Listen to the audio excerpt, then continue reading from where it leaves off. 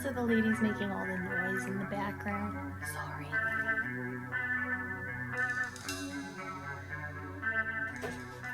Welcome to Stitch and Witch. Let's talk about consumerism. It's been on my mind a lot lately. I've been thinking a lot about consumerism. Sorry, my dogs are making noise. Hey, you guys, can this be a time you chill out and sleep?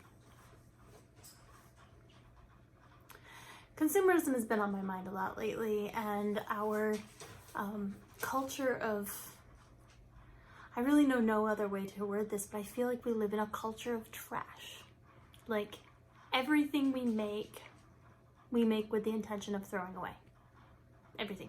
Everything you buy is only going to last 2 years. You get a cell phone, it's going to last you 2 years. You get a car, it's going to last you 5. Like, nothing is made to last anymore. And this bothers me. As a creative person, this bothers me because I have spent so much of my life making things that I want people to be able to treasure forever. Maybe heirloom items they could pass down to family, right? So it bothers me on that front. It also bothers me as a witch because obviously there's concern about the earth and what we're doing to this planet. Fast fashion worries me. The fact that we buy clothing. I mean, like, I had a pair of jeans I wore in high school. I wore them a lot and it covered them in paint because I was always painting.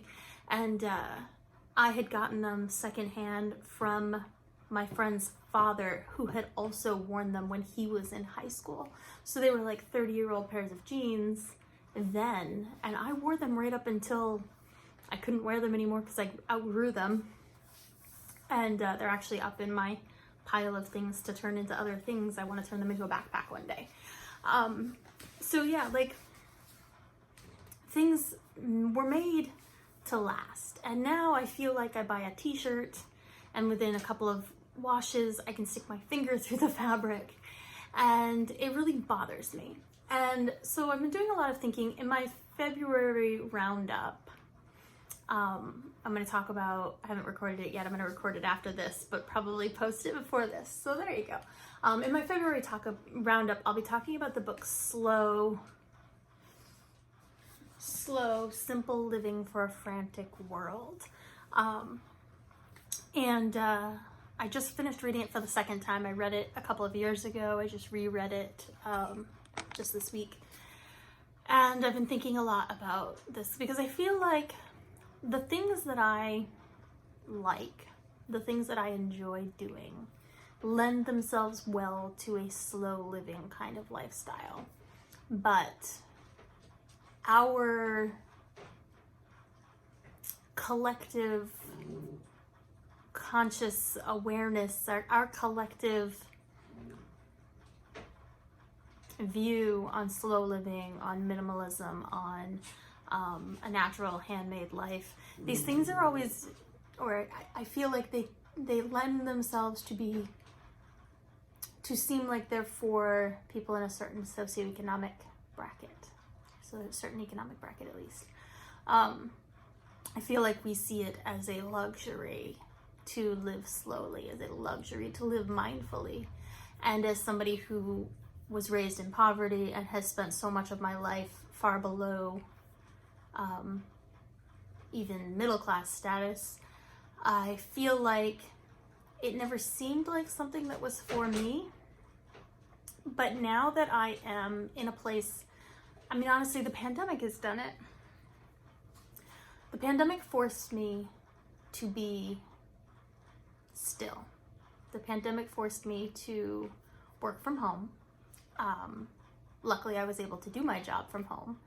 And the pandemic forced me to be able to work from home, to be in my house, it gave me time and space because I wasn't commuting anymore. I live in Maine. Work commutes in Maine, it is not at all uncommon for a work commute to be an hour. Some people commute more, an hour, 2 hours. Some people, I mean, I know people who commute from Portland to Boston a couple of days a week. So people have long work commutes here, right? And the pandemic keeping me home, keeping me from commuting, really showed me what I was missing because so much of my life was being spent in my car. So it got me thinking, all of this has gotten me thinking really about the things I value, the reasons I was spending so much time in my car, the ways that I can change my lifestyle now to keep me out of my car, that sort of thing. So, and then all of this kind of culminates into me thinking about consumption. Thinking about how many things we consume as a culture, how much we're buying, how much we're throwing away. Winterstone, I'm talking. I read, because I'm working on the Gilmore Girl reading list, I read Marie Kondo's, that book, Marie Kondo. You know, everybody knows the Marie Kondo book, right? I read that book. And one of the things that really struck me about that book, coming from my background and my economic situation, was how much of the book felt like it was for somebody who had more money than me. The example that sticks out to me is in her chapter or her section on chargers. You guys are really noisy. In her section on chargers, she said to go through your, everybody has like a box of chargers in their house that they may not know what they're for. And if you don't know exactly what it's for immediately, you should just throw it away. And if you need to replace it later, you can just buy a new one. And like, I'm absolutely positive there are chargers in my house that I don't need. But the idea of saying to myself, I can just buy a new one, not really. I can't necessarily. Maybe at this point in my life, but there have definitely been times in my life when I definitely could not spare even $5 for a charger. So the idea of just throw it away and later you can replace it, that really bothered me. But what I like about both what Marie Kondo's saying and even more so about the book Slow is that she talks, especially in Slow, about making sure that the things we bring into our houses, the things we bring into our lives, are things that we love, things that we actually are going to use. Being really mindful and contemplative about every purchase and how we move forward with those purchases, right? So with that in mind, I want to start a new series of videos called, I think I'm going to call these my treasure hunt videos. That was a suggestion from a really good friend of mine. We ran out of oil. It's Maine. It's been very cold. We had a couple of weeks in February that it was like below zero. I swear it was below zero 5 days out of 7 every week. And for like 3 weeks in a row. I don't know, it felt like that. But we ran out of oil an hour before the delivery guys showed up.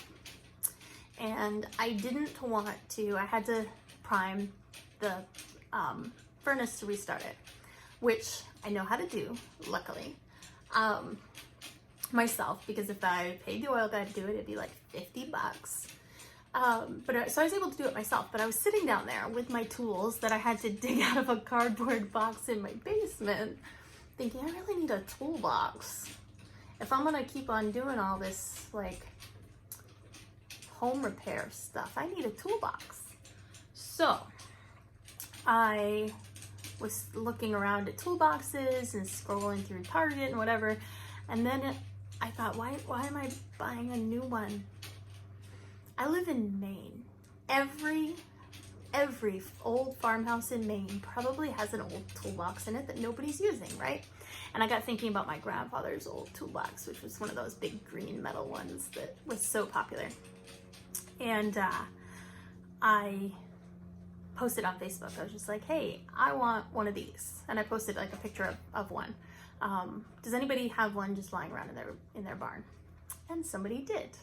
A good friend of mine had one lying around in his house. He'd been sitting there forever. He said, I'll give it to you, but you have to take the tools that are in it. Okay, I'll take a bunch of antique tools. That's so cool. So I'm gonna do the closest thing you'll ever see to an unboxing probably on this channel. And we're gonna go through my new cool toolbox and look at all the tools that are in it and probably try to figure out what some of them are. I haven't actually opened it yet. It's very heavy and I haven't opened it yet, so this will be fun.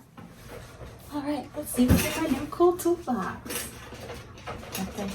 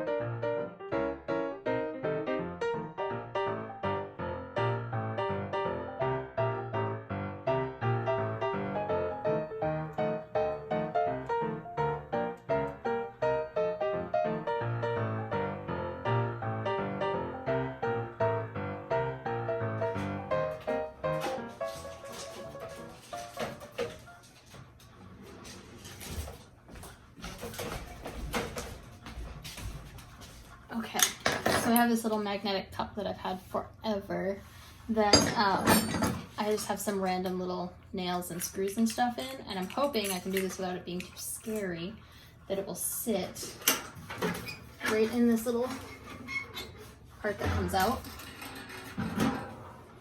Oh, wait, something. There's a little file. Okay, ready? It's gonna make a big noise though, probably. Put it down here. Okay. It's gonna make the whole thing magnet. But whatever, at least I won't have to worry about the nails falling out. Okay, so I'm gonna set that right there. Stab myself. That's cool. Put in the tools that I use most often. At the top here, plumber's tape, flathead. I don't know where my Phillips head screwdriver is. I'm gonna put all these little wrenches in the bottom, including the teeny tiny one, though I don't know what I would ever use that teeny tiny wrench for. It's super cute.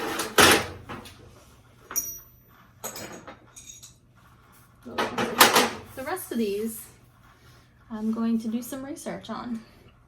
There we go. That's my new toolbox. I just really think that we, as a culture, we buy things new so mindlessly. And I know that I have been extremely bad about this for a very long time. And it's a habit I really want to break and something I really want to get thinking more about. I want to be more mindful of where my things are coming from, where my yarn is coming from, where my craft supplies are coming from, what I'm using them for, where they're going. Because I'm just not all about the trash life anymore. It's not working for me. So, if you like antiques, I'm probably going to go into a lot of those on this series of videos. This will not be the last one. I'd like to do one about our bathtub that we just got once it's actually in our bathroom. We have a remodel happening right now. We have a new bathtub, and I say new. It was made in 1935. Clawfoot tub that I'm really excited about. So as soon as that's actually in the bathroom, I'll do another one of these with that and a couple of other things that I've been looking for that I am on the hunt for right now. So that's the treasure hunt series. I hope that this was fun. I don't know if it is, but I enjoy it. And I guess that's what counts. Have a great day. Make something fun today.